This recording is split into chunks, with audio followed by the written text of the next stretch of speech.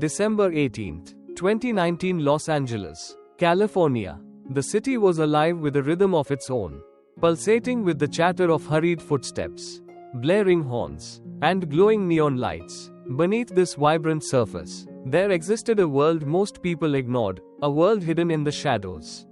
For 13-year-old Marcus, this shadowy world was all he had ever known. Marcus lived under the Griffith Avenue Bridge, its massive concrete structure stretching like a giant's arms across the narrow, trash-strewn stretch of land he called home. The graffiti-covered walls, the damp smell of mildew, and the distant hum of traffic created a symphony of neglect that had become the soundtrack to his life. Here, among broken bottles and forgotten dreams, Marcus eked out his days. With his dark brown skin and unruly curls, Marcus stood out even in the shelter where he sometimes spent nights when the chill under the bridge became unbearable. The shelter wasn't much better, it reeked of disinfectant and hopelessness. But it had warmth and the promise of a meager meal. Most nights, though, he preferred the solitude of his makeshift corner beneath the bridge. There, he didn't have to dodge the pitying glances of volunteers or the harsh words of those fighting their own demons. Marcus had a dream, though, a simple one. He longed for a cheeseburger. Not just any cheeseburger, but one that oozed with melted cheese, stacked high with crispy bacon and fresh lettuce. He'd seen them on billboards. The bright colors and smiling faces of the people eating them promising joy he'd never felt. For Marcus, the burger wasn't just food, it was a symbol of a life he couldn't touch. Someday, he whispered to himself one frosty night, the damp cardboard beneath him doing little to cushion the cold ground. Someday, I'll have one. By day, Marcus wandered the streets of downtown LA, his brown eyes scanning faces for even a flicker of kindness. Most people ignored him, their tailored suits and busy lives carrying them past without a glance. Occasionally, someone would toss a few coins into the ragged baseball cap he held out in front of him. One morning, as Marcus sat near a bustling intersection, a woman in a gray coat stopped. Her pale face held a faint smile as she handed him a crisp dollar bill. "Take care of yourself," she said, her voice soft but hurried. It was the kindest thing anyone had said to him in weeks. "Thank you," Marcus mumbled, clutching the dollar like it was a treasure. It wasn't enough for a burger, but it was a start. That evening, Marcus wandered further than usual, his stomach growling in protest. He found himself near a public park where children played on brightly colored swings. Their laughter rang through the crisp air as they munched on fries and burgers from fast food wrappers. Marcus sat on a bench at the edge of the park, his eyes fixed on a boy about his age who bit into a burger, his face lighting up with delight. A pang of longing coursed through Marcus, sharp and undeniable. He looked away, ashamed of the jealousy he felt. That boy wasn't his enemy. Life was. As night fell, Marcus returned to his corner under the bridge, the promise of another restless, cold sleep awaiting him. But something was different tonight. The usual hum of traffic above was accompanied by a peculiar stillness. As if the world was holding its breath, a fleet of sleek black cars pulled up on the bridge above. Their shiny exteriors gleamed under the streetlights, and a crowd of sharply dressed people began to gather. From his hidden vantage point, Marcus watched in awe. Among the group was a bride, her blonde hair shimmering in the glow, her white gown a cascade of lace and elegance. She was followed by a man in a crisp black suit, his confident posture marking him as someone important. Marcus's heart sank. These people belonged to a world that didn't just ignore him, it actively forgot he existed. But then, something changed. The bride swayed, her hand flying to her temple as she stumbled toward the edge of the bridge. A gasp rippled through the crowd above as her heel caught on a crack in the pavement, sending her teetering dangerously close to the edge. "Emily," the man shouted, lunging forward, but he was too far. Without thinking, Marcus sprang from his hiding place. His feet slapped against the pavement as he sprinted toward the bridge. His thin sneakers provided little protection from the cold concrete, but he didn't care. The only thing that mattered was the woman's rapidly slipping grasp on safety. As Marcus reached the edge, the bride's white dress billowed like a ghost in the wind. With every ounce of strength his small frame could muster, Marcus grabbed her arm just as she began to fall. Her weight nearly dragged him over. but he planted his feet firmly, gripping her wrist like his life depended on it. "Hold on," he shouted, his voice cracking with fear and determination. The man in the suit reached them seconds later, pulling the bride to safety with Marcus's help. She collapsed into his arms, trembling and sobbing, while Marcus stepped back, his chest heaving from the effort. The crowd above stared in stunned silence. For the first time, Marcus wasn't invisible. "Who is he?" someone murmured. "Where did he come from?" another whispered. The man in the suit turned to Marcus, his face a mix of shock and gratitude. You saved her," he said, his voice unsteady. The bride, still clutching her husband, looked at Marcus with wide, tear-filled eyes. "Thank you," she whispered, her voice cracking. Marcus didn't know what to say. He wasn't used to being noticed, let alone thanked. Before he could respond, the man reached into his pocket and pulled out a wad of cash. "Take this," he said, pressing the bills into Marcus's trembling hands. "It's the least we can do." For a moment, Marcus thought about refusing, but the growl in his stomach and the cold biting through his thin hoodie convinced him otherwise. He nodded silently, clutching the money like it was a lifeline. As the crowd began to disperse, Marcus slipped back into the shadows. He didn't realize it yet, but his act of bravery had set a chain of events into motion, events that would change his life forever. The morning sun filtered through the cracks in the Griffith Avenue bridge, bathing Marcus's makeshift shelter in a dull, grey light. He woke slowly, the cold stiffness in his limbs reminding him that even after the surreal events of the night before, reality hadn't changed. The crumpled wad of cash the man had given him sat tucked in the pocket of his hoodie, a strange and unfamiliar weight. Marcus sat up, his mind replaying the moments on the bridge, the bride's terrified face, the weight of her wrist in his grasp, the man's astonished gratitude. For the first time in a long while, Marcus felt something different, like he mattered, even if just for a fleeting moment. Shaking off the lingering chill, Marcus stood and stretched. The streets above were already bustling with the rhythms of the city. He grabbed his tattered backpack, which held all his belongings, a worn sweatshirt, a dog-eared book missing its cover, and a broken toy car he had found in the trash, and climbed up the embankment toward the street. As he wandered downtown, Marcus's stomach growled, a sharp reminder of the hunger gnawing at him. He thought of the money in his pocket. It was enough to buy not just one burger, but a whole meal, fries, a soda, maybe even dessert. The thought made his mouth water. He spotted a familiar fast food restaurant at the corner of Main and Pico, its bright yellow sign practically glowing. Marcus hesitated outside, staring through the window at the menu board. The smells wafting from inside were intoxicating. Pushing the door open, he stepped inside, the warmth of the restaurant wrapping around him like a hug. He shuffled to the counter, his heart pounding. "What can I get you?" the cashier asked, her bored expression lifting slightly when she noticed Marcus's nervous demeanor. "A cheeseburger," Marcus said quickly, "with fries, and a Coke." She rang up the order, and Marcus handed her a few crumpled bills. When the tray of food was placed in front of him, he carried it to a small corner table and sat down. For a moment, he simply stared at the burger, its golden bun glistening under the fluorescent lights. This wasn't just food, it was a taste of a life he had only dreamed about. The first bite was everything he had imagined. Marcus chewed slowly, savoring the melted cheese and juicy beef. It was a small victory, but to him, it felt monumental. As he finished his meal, Marcus noticed a man in a suit sitting a few tables away. The man was older, with sharp blue eyes and an air of authority.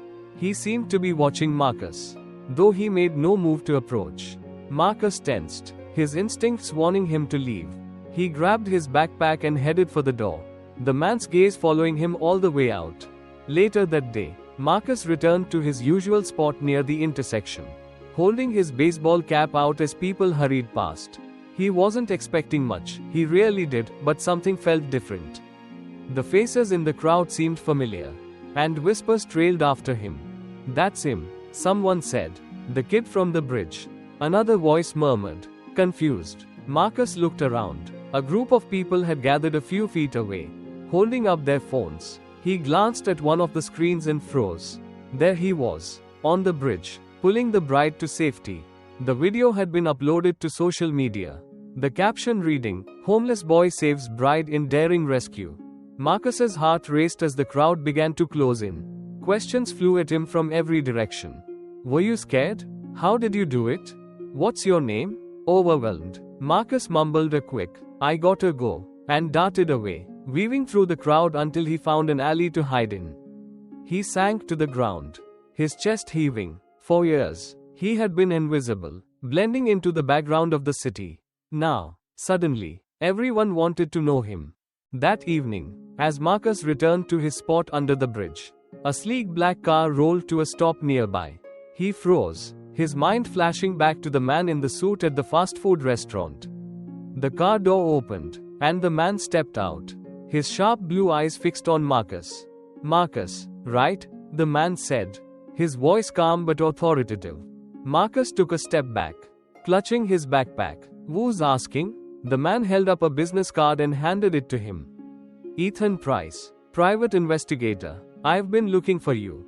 "Why?" Marcus asked, his voice wary. Ethan smiled faintly. "Because what you did on that bridge, that wasn't just brave. It was extraordinary. And I think it's time someone extraordinary got a chance at something better." Marcus frowned, unsure of what to make of Ethan. He had seen enough of the world to know not to trust people easily, especially people in suits. "What do you want from me?" he asked. Ethan's smile faded. "Not what I want." "Marcus, what do you want? A chance to find your family? A way out of this life?" He gestured toward the dark expanse of the bridge. "You've got potential, kid. Don't let it go to waste." Marcus stared at the card in his hand.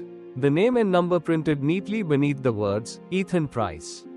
Private investigator." The weight of the past, the uncertainty of the future, it all pressed down on him at once. I don't know," Marcus said finally, his voice barely above a whisper. Ethan nodded, his expression understanding. "Think about it. When you're ready, give me a call." With that, he turned and walked back to his car, leaving Marcus alone beneath the bridge once more. As the car disappeared into the night, Marcus looked down at the card in his hand, a seed of hope taking root in his chest. For the first time in years, he had a choice to make. The card felt heavier in Marcus's hand than it should have, as though it carried all the weight of his uncertain future. He sat cross-legged under the Griffith Avenue bridge, the glow of a distant street lamp barely illuminating the words on the card, "Ethan Price. Private investigator." The title was straightforward enough, but the man himself was a mystery. Why would someone like him care about a homeless kid? Marcus turned the card over, tracing the embossed phone number with his finger. His thoughts raced. Ethan had mentioned his family. Could he really help Marcus find them? Or was it just another empty promise in a life already full of them? The city buzzed around him, the hum of traffic and the distant wail of sirens filling the air. Marcus's heart ached with the familiar pang of loneliness. Memories of his mother flooded back, her gentle smile, the way she'd hum while cooking, her voice promising him that no matter how tough life got, they'd face it together. That promise had been shattered years ago when she disappeared without a trace. Marcus clenched the card tightly and stood. He'd made his decision. The payphone near the corner store was old and battered, its receiver sticky with grime. Marcus slipped a coin into the slot, the metallic clink echoing louder than he expected.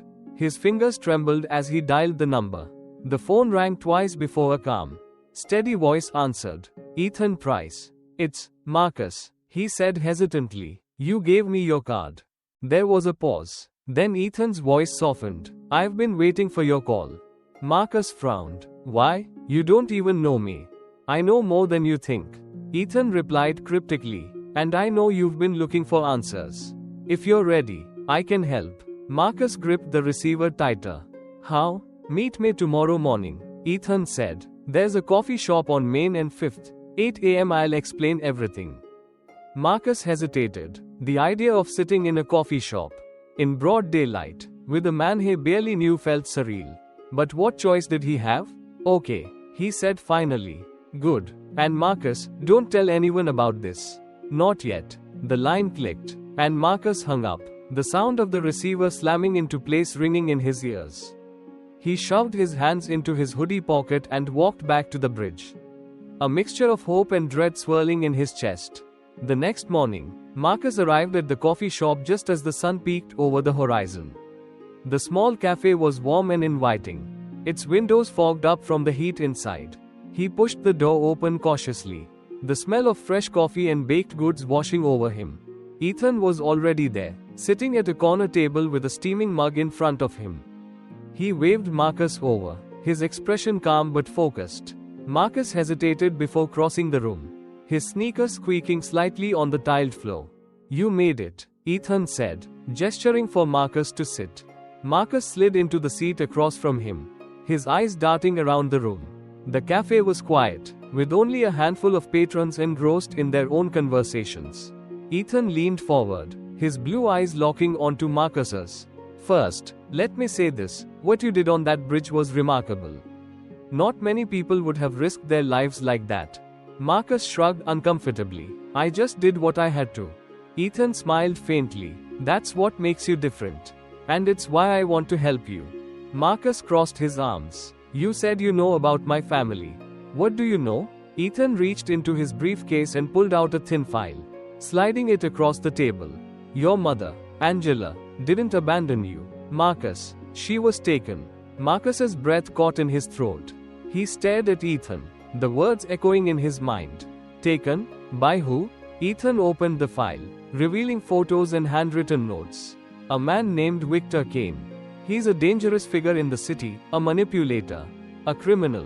Your mother crossed him somehow, and she's been on the run ever since." Marcus felt a surge of anger and confusion. "Why didn't she come back for me?" "She didn't have a choice," Ethan said gently. "Victor's men have been watching her every move. If she came back, they would have used you as leverage." Marcus's fists clenched under the table. "So, where is she now?" Ethan's expression darkened. "That's the hard part. I've tracked her to a small town called Redfield, about 2 hours from here. But Victor's men are closing in. If we're going to find her, we need to move quickly." Marcus's mind raced. His mother was alive. She hadn't abandoned him. The anger he'd harbored for years melted into determination. "What do I need to do?" he asked. Ethan studied him for a moment. "This isn't going to be easy, Marcus. Victor's people are ruthless, and they'll stop at nothing to get what they want. If you come with me, you'll be stepping into danger." "I don't care," Marcus said firmly. "I need to find her." Ethan nodded. "All right, we leave tonight." As the sun set over Los Angeles, Ethan's black SUV idled near the edge of the bridge. Marcus climbed in, his backpack slung over one shoulder. The city lights twinkled in the distance, a stark contrast to the darkness he felt closing in. "Ready?" Ethan asked, glancing at Marcus in the rearview mirror. Marcus nodded. "Let's do this." The car rumbled to life, and they pulled onto the highway, the city quickly fading into the distance.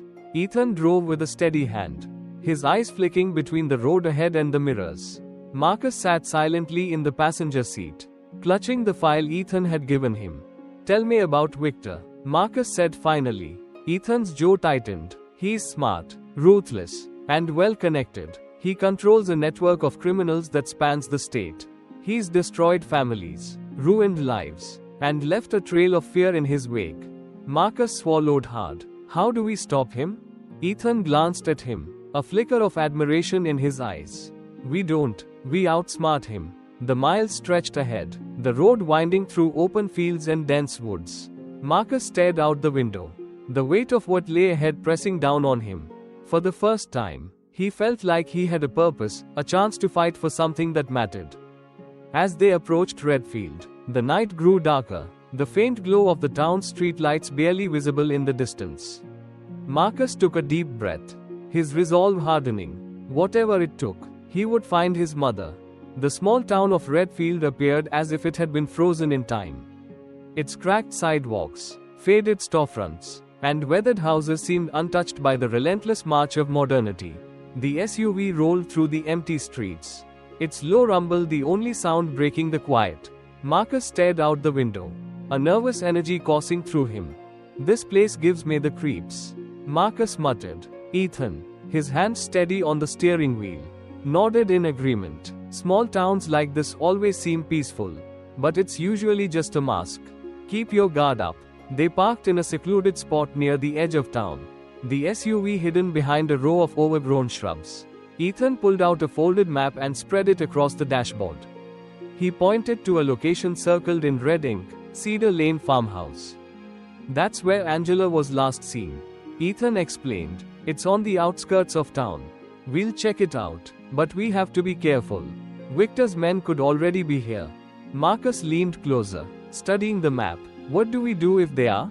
Ethan's expression darkened. We adapt, and we don't take unnecessary risks. The farmhouse stood isolated at the end of a narrow dirt road, its peeling white paint and sagging porch giving it an air of abandonment. A broken swing hung from a gnarled tree in the front yard, creaking faintly in the breeze. Marcus and Ethan approached cautiously, their footsteps crunching on the gravel. Ethan held up a hand, signaling Marcus to stop. He crouched low and scanned the area, his sharp eyes taking in every detail. Stay close, he whispered. The front door was slightly ajar, swaying gently on its rusted hinges. Ethan pushed it open with a gloved hand, revealing a dark, dusty interior. The air was heavy with the scent of mildew and decay, and every floorboard creaked under their weight. Inside, the house was eerily silent.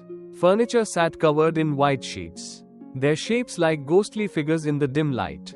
Marcus's heart pounded as they moved from room to room, searching for any sign of Angela. In the kitchen, they found an old calendar pinned to the wall, the dates marked with faint pencil lines.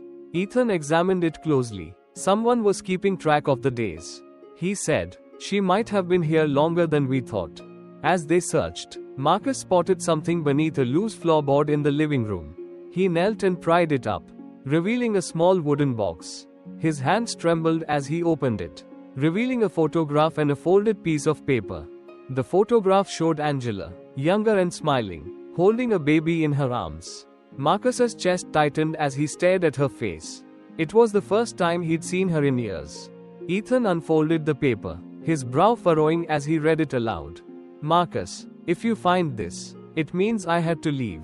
I'm so sorry I couldn't stay. But it wasn't safe. Victor's people are still looking for me, and I can't let them find you.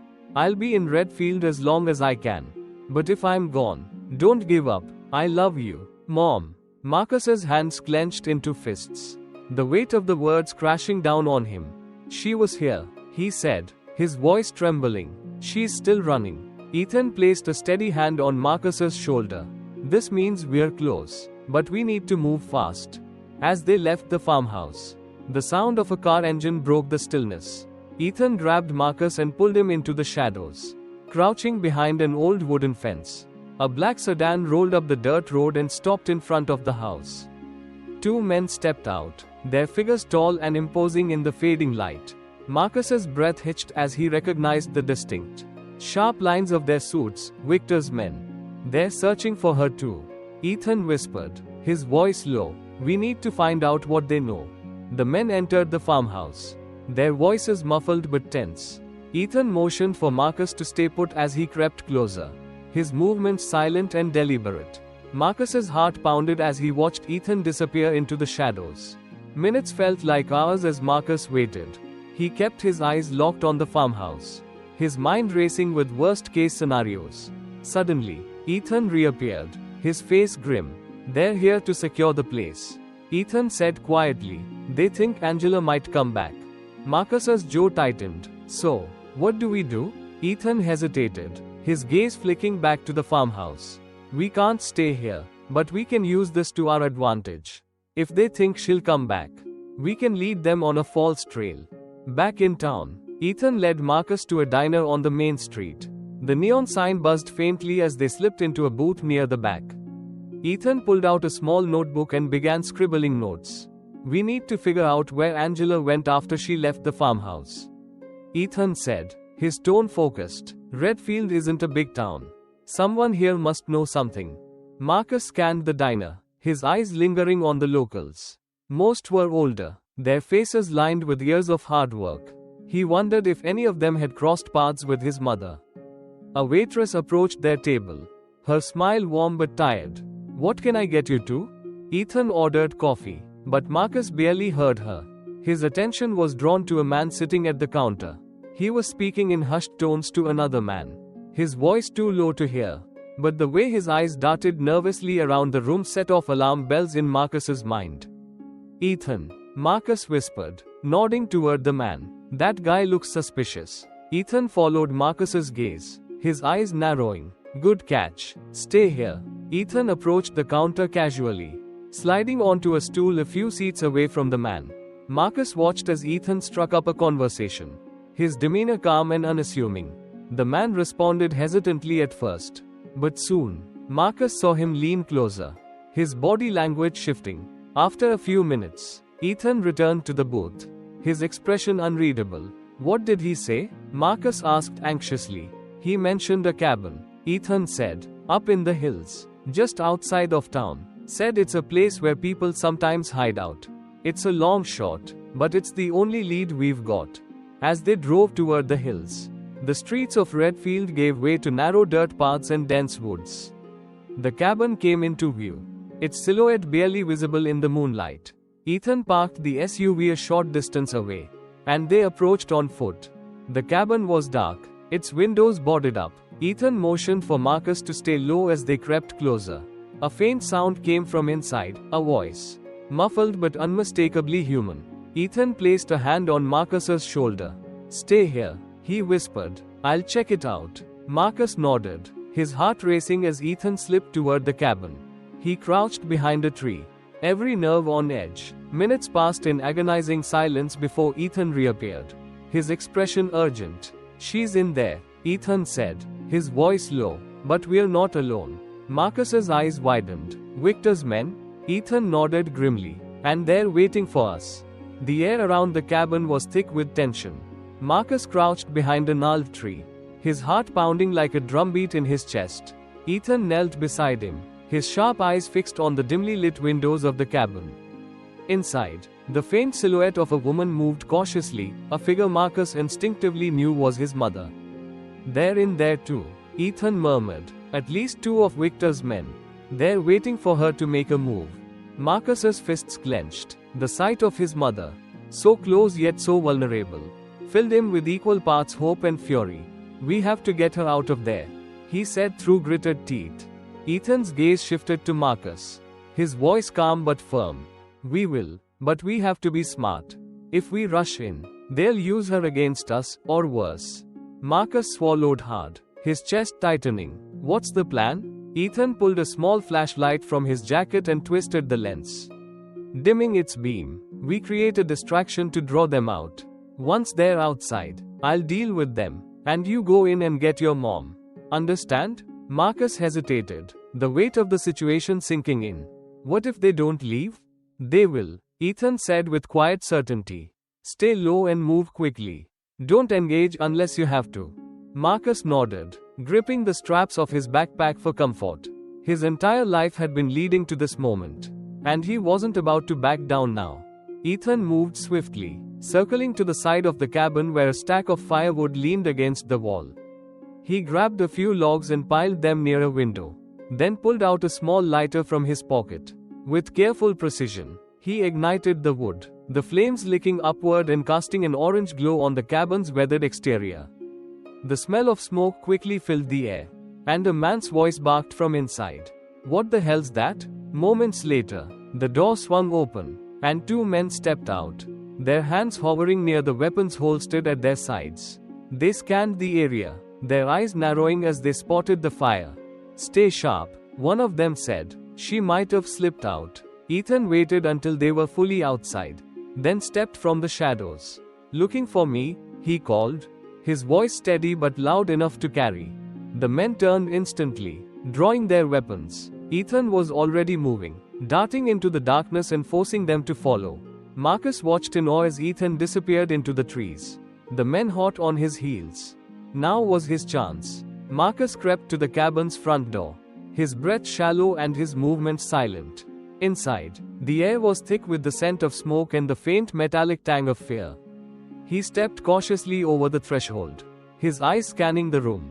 "Mom," he whispered, his voice trembling. The figure in the shadows turned sharply, her face illuminated by the faint glow of the fire outside. Angela's eyes widened as she saw him, disbelief and relief washing over her features. Marcus, she choked, her voice barely above a whisper. She crossed the room in a heartbeat, pulling him into a fierce embrace. How did you find me? Tears welled in Marcus's eyes as he clung to her. I never stopped looking, he said, his voice cracking. I thought I'd lost you. Angela pulled back, her hands cupping his face. You're so brave, she said, her voice thick with emotion. But you shouldn't have come here. It's not safe. Neither is running forever, Marcus replied, his resolve hardening. We're getting out of here. Together. Angela hesitated, her eyes darting to the door. There are men after me. Marcus, they won't stop. Ethan's handling them, Marcus said firmly. But we have to go now.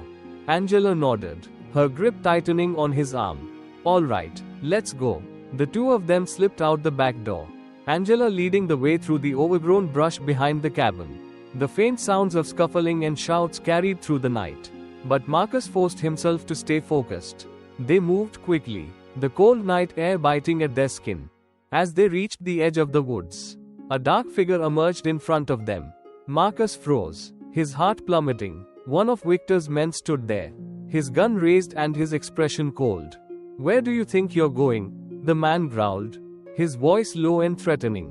Angela stepped protectively in front of Marcus, her hands raised. Please, she said, her voice trembling. Let us go. The man smirked. Not happening. Victor wants you back. Marcus's mind raced, his fear battling with the surge of adrenaline coursing through him. He spotted a heavy branch lying on the ground a few feet away and lunged for it, grabbing it before the man could react.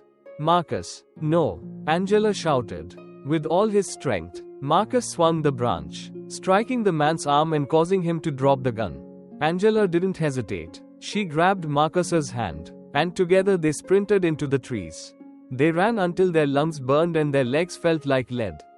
Finally, they emerged onto a narrow dirt road where Ethan's SUV was parked, its engine idling. Ethan stood by the driver's door, his face bruised but determined.